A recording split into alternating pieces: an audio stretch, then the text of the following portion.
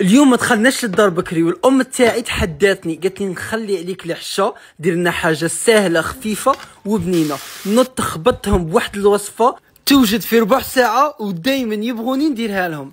هنا نحموا الماء نديروه يغلي، نزيدو له قرصه تاع الملح ونحطو فيه لي بات اللي راكم باغينهم. انا استعملت هادو لي طاغلياتير، نخليه يحمى فوق النار ونروحو دروك لاصوص. نجيب مقله ندير فيها مارغارين ولا زبده، نذوبها مليح، نزيد حبه بصل تكون مقطعه رقيق، نخليها تقلى. في بول واحد اخر نجيبو ليسكالوب نديرو فيه ملح حرور، توابل الجبن، الفلفله الحمراء، الكركم، ونخليه يتقلى تاني مليح في نفس المقله.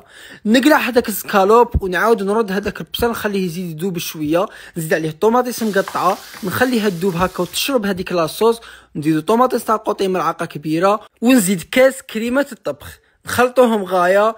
ودروك نزيدو شويه ماء من اللي طابوا فيه هذوك لي طاغلياتير. وباش نزيد الوصفه تاعي بنه على بنه غادي نستعمل جامبو ميكس، مرق الدجاج بليس توابل واعشاب طبيعيه. ما غاديش كاع ندير لي زيبيس في هاد لاصوص تاعي، نديره غير هو مور ما طيب لي ونخلطه. نزيد دروك الفرomاج رابي ونخلطوهم غايه حتى يذوب داك الفرماج. نزيدو داك طاغلياتير تتحصلوا على اجمل وصفه. شوفوا صدقوني غادي كون ديروها بهذه الطريقه تجي بزاف شابه وبنينه. زوقتها بشويه طوماط سيريز، شويه معدنوس من الفوق، واستمتعوا لي بديك البنه. بصحتكم جربوها. سلام.